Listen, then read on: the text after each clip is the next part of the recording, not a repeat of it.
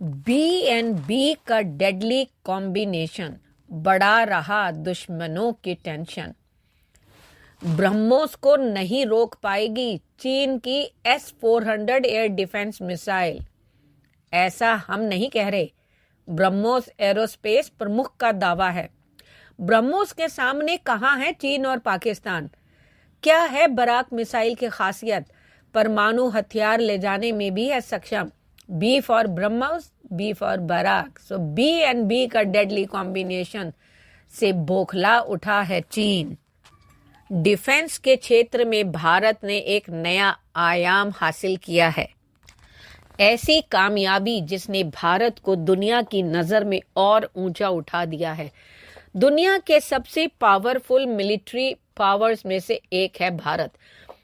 जब दुनिया में सबसे ताकतवर और खतरनाक सेनाओं की बात की जाती है तो भारत चौथे नंबर पर आता है।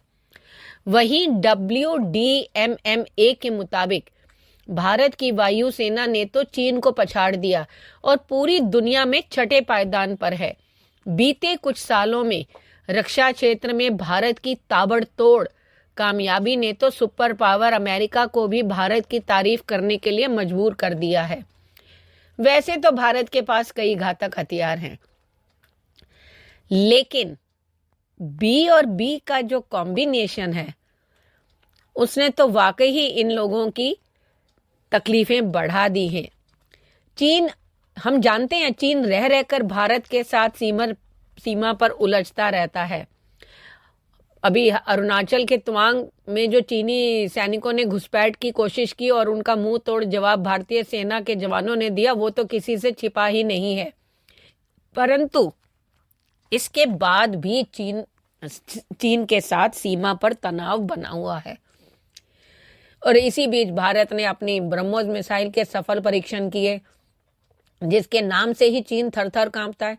मिसाइल का नाम कोई अग्निवीर नहीं, बल्कि ऐसा भी नहीं है, भारत के पास सिर्फ अग्नि नहीं है जिससे चीन डरता है। इसके अलावा और भी कई मिसाइलें हैं जिसकी रेंज में चीन के कई शहर या फिर पूरा चीन आ जाता है। उधर चीन जो है हिंद महासागर में भी तेजी से अपनी नौसैनिक उपस्थिति को बढ़ा रहा है। चीनी नौसेना की बढ़ती मौजूदगी भारत के लिए गंभीर खतरा पैदा कर रही है। इस कारण भारत ने भी अपनी रक्षात्मक तैयारियों को तेज कर दिया है। भारतीय नौसेना तेजी से लंबी दूरी तक मार करने वाली मिसाइलों पर ध्यान केंद्रित कर रही है। भारतीय नौसैनिक मिसाइल प्रोग्राम में निर्भय सबसोनिक क्रूज मिसाइल के डेरिवेटिव, एक नई subsonic naval antiship missile series का विकास, सुपरसोनिक ब्रह्मोस मिसाइल के लिए रेंज एक्सटेंशन प्रोग्राम, ब्रह्मो NG का विकास और ballistic long range antiship missile शामिल हैं। साथ में बराक का भी साथ मिल गया। तो आप सोच लो, डेडली कॉम्बिनेशन तो है ही है। अगर भारतीय नौसेना को ये हथियार मिल जाते हैं तो हिंद महासागर में उसकी रेंज काफी ज्यादा बढ़ जाएगी। ब्रह्मोस सुपरसोनिक मिसाइल दुनिया की सबसे खतरनाक और घातक मानी जाती है। यह एक सुपरसोनिक क्रूज मिसाइल है। इसके कई वर्जन भारतीय मिलिट्री में तैनात हैं। 3000 kg वजनी यह मिसाइल 8.4 मीटर लंबी है। यह 200 से 300 किलोग्राम वजन का पारंपरिक सेमी आर्मर पियर्सिंग और परमाणु हथियार ले जा सकती है।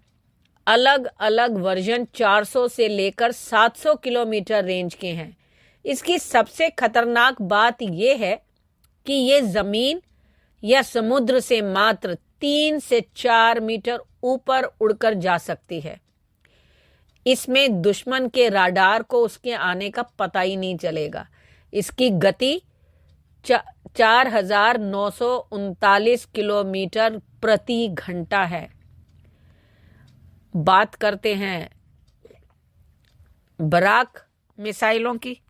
बराक मिसाइल ये लंबी दूरी की जमीन से हवा में मार करने वाली मिसाइल है। इंडियन मिलिट्री के सभी विंग इसका इस्तेमाल करते हैं। 275 किलोग्राम की मिसाइल की लंबाई 4.5 मीटर है। इस पर 60 किलोग्राम का हथियार लगा सकते हैं। यह डेटोनेशन हार्ड टू किल है।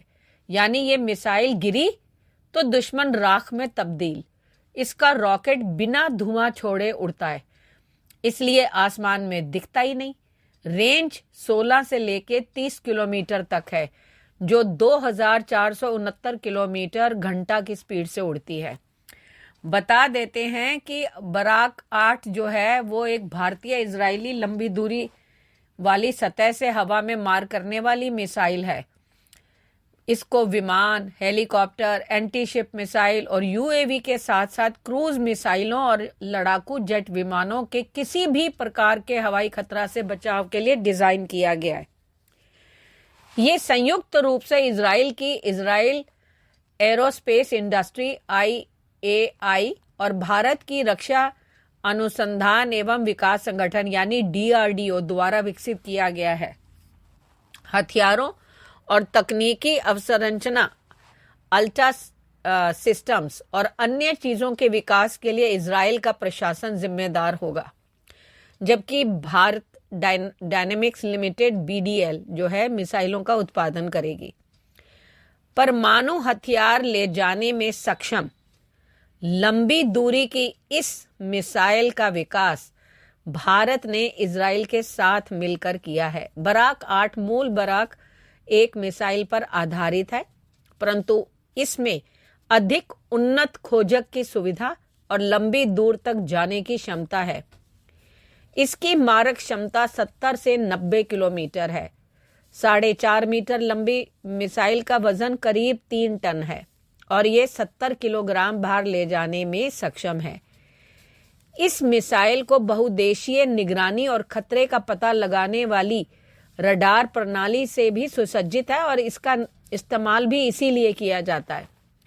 उल्लेखनीय है कि बीते वर्ष IAI ने भारतीय थल सेना और नौसेना को मिसाइल डिफेंस सिस्टम की आपूर्ति के लिए करीब $2 अरब का सौदा किया था और इसके बाद भारत इलेक्ट्रॉनिक्स लिमिटेड के साथ मिलकर $630 मिलियन का अनुबंध बराक 8 की आपूर्ति के लिए किया गया था। यह सतह से हवा में मार करने वाली मिसाइल सिस्टम है। इसे एंटी मिसाइल डिफेंस सिस्टम के रूप में भी जो है इसका इस्तेमाल किया जा सकता है। और वैसे जो है अगर बात करें तो निर्भय मिसाइल के डेरिवेटिव बना रही है नौसेना। निर्भय सबसोनिक क्रूज मिसाइल की घोषित रेंज जो है वो 1000 किलोमीटर तक है।